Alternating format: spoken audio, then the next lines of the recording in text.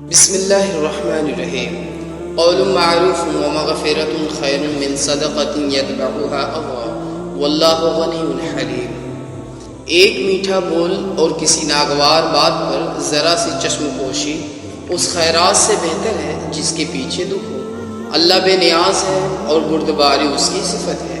یا ایھا الذین آمنوا لا تبطلوا صدقاتکم بالمن والأذى کالذی ينفق مالہ رئاء الناس ولا یؤمن باللہ والیوم الآخر۔ اے ایمان لانے والوں، اپنے صدقات کو احسان جتا کر اور دکھ دے کر اس شخص کی طرح خاک میں نہ ملا دو جو اپنا مال محض لوگوں کے دکھانے کو خرچ کرتا ہے اور نہ اللہ پر ایمان رکھتا ہے نہ آخرت پر۔ فَمَثَلُهُ كَمَثَلِ صَفْوَانٍ عَلَيْهِ تُرَابٌ فَأَصَابَهُ وَابِلٌ فَتَرَكَهُ صَلَدًا لا يقدرون على شيء مما كسبوا والله لا يهدي القوم الكافرين۔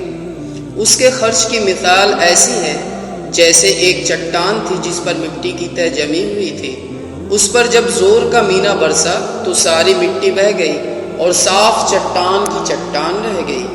ایسے لوگ اپنے نزدیک خیرات کر کے جو نیکی کماتے ہیں اس سے کچھ بھی ان کے ہاتھ نہیں آتا، اور کافروں کو سیدھی راہ دکھانا اللہ کا دستور نہیں ہے۔